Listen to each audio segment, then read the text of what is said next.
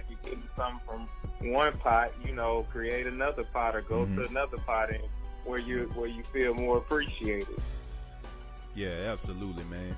I 100% agree with that. But I do want to ask you this also. You got Will Smith, you got Jada Pinkett Smith that said that they're not going to the Oscars.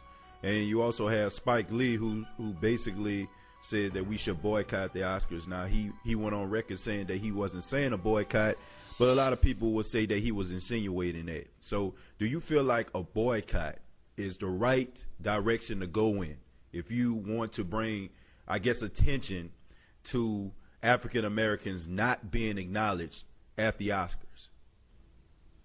You would have to be there to actually know. Like I don't personally know Will Smith and Jada, so I can't and I won't speak on that because you just don't know. Right. I mean, all I can do is respect whatever decision people gonna make, not make assumptions. And like I said, even here in Atlanta, it's the Susie Bass Award. And I know that it's a lot of African-American actors who's trying to make sure that we're recognized a little bit more here in Atlanta when it comes to stage awards.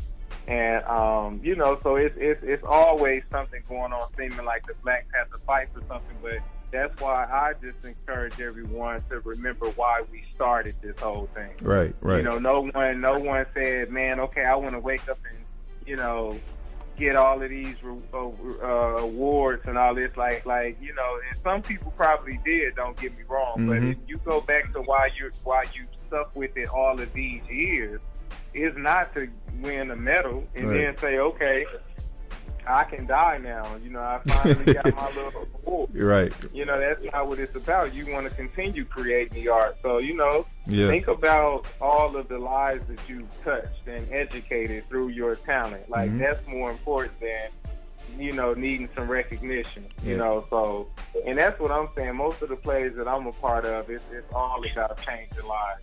That's my motto with my company. It's motivating young minds, dismantling stereotypes and changing lives. And as long as I'm doing that, I don't ever have to be recognized. I just want to help our youth. That's what it's all about. Yeah.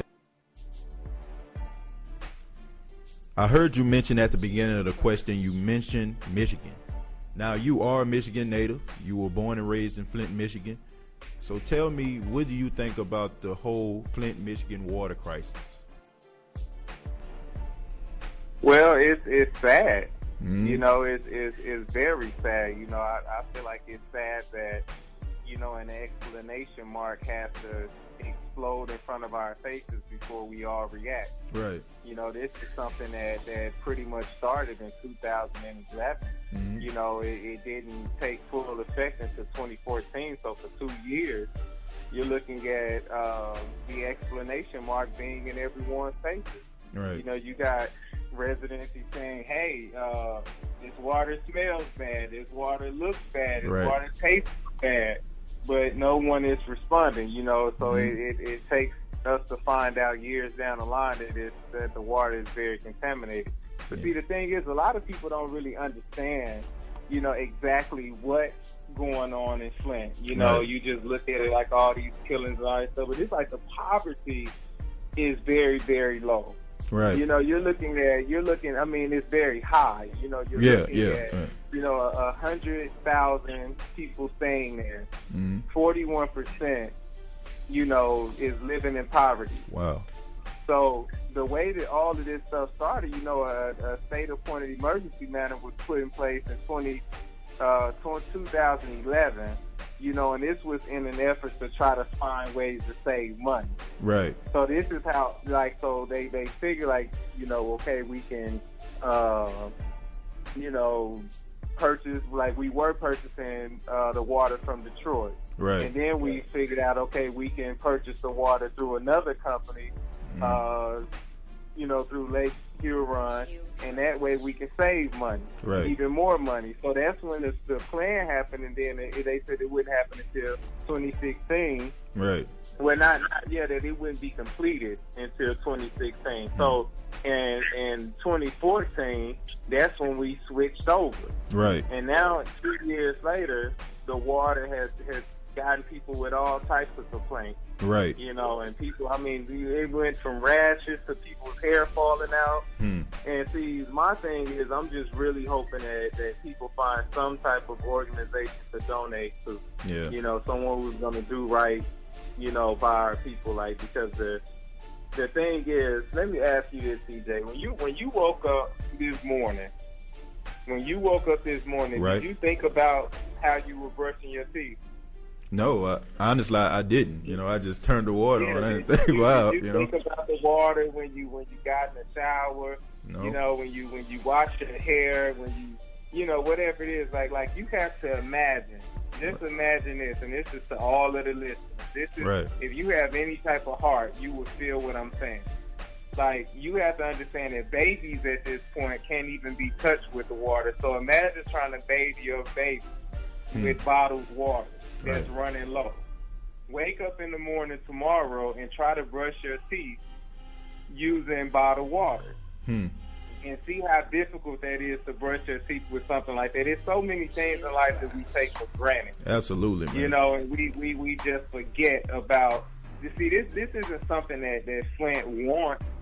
You know, this is a need. This is a necessity. Right. You know, with all of the people in the world, if everyone just donated $1, we should be able to move towards the goals that we have. Absolutely. You know, but I can't speak for everyone else. At Red Light Art, if you go to redlightarts.com, that's RED as in dog, LIGHTARTS.com, you can see how you can donate to our company or whatever. We've had people you know, donate money. Where if you look at, we're going to keep you updated on everything as well, as far as the money and how many bottled waters we're getting in. So it started 2 days ago, and I know we have over 200 bottled waters already, and over $100 worth of donations. So we're trying to get a truck to go out once a month to go out to Flint, Michigan, and deliver waters to the residents.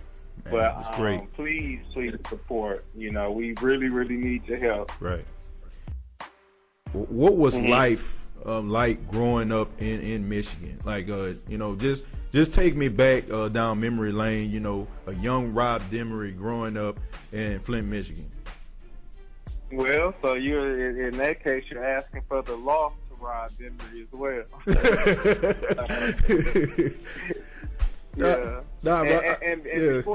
Before I answer that, I just want to compare some questions that you asked. You asked me about the Oscars boycott, right? And then you asked me about the Flint water crisis.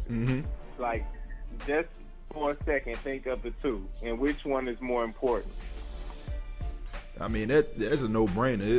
It's Flint, Michigan. Right, you know? and that's what I'm saying. See, the things that I tend to worry about more in life would be the things that like, to me, that's more of a necessity. Right. But but let me get back to Flint or whatever. You know, growing up, it was rough. You know, but it's something that you don't necessarily probably see as rough because you're living that life every day. Right. You know, for me, it was all about sports. You know, I was rapping at the time. I even got some unreleased songs. Oh, wait a minute now. You got to send me some video. I got to get some of those. But let me tell you though. Okay. I'm not upset about, you know, the rap career or whatever. It's a guy who just signed with Dr. Dre. His name is John Connor. Oh. And yeah. So if you research John Connor, he's up next with Dr. Dre, Aftermath. Wow. And that's one of my cool homies, and I'm proud to you know, because he rep Flint to the fullest. He rep Flint to the fullest as well. And the thing is, this is the basement that I used to be in all the time. You know what I'm saying? Rapping. And I could name so many of us who were rapping at the time, but it was all about rap. But see, I'm saying he made it. Like, he was the one out of all of us who made it with that. You know, because it's not meant for everybody. But, you know, we had the, you know, rapping going, like I say, basketball. Right. Yeah, I mean, and that was basically it. You know, every sport, you know, you're dealing with school, you know, and just other little small activities I don't care to, talk about too much. But, mainly chasing girls. Just put it like that. Hey, we all been there, man. It was the law scribe, before college. That's why someone like Dr. Henderson at Jackson State, it's a blessing that I met him. Yeah, because, absolutely. He was one who taught me, to how to have more respect for myself and, not try to fit in with other people and do stuff to impress other people, make it a privilege, to be around me and to have me, so I'm just really, really blessed, a blessed individual, but I don't regret anything that went on in Flint, the lost nights and mornings or whatever it may be, because it made me who I am today. And That's why my passion for the youth is so strong, because I can relate to a lot of things that they're going through. Yep. If you didn't go to those situations, you probably, like you say, you probably wouldn't have been the person that you have to see, the direction that these young youth were going in to help them. So, I mean, that was a blessing in disguise at the end of the day. Well, Rob, I just want to say I appreciate you taking your time out, just chatting with your boy, man. It's been a long time, man. Oh yeah. Yeah. And I'll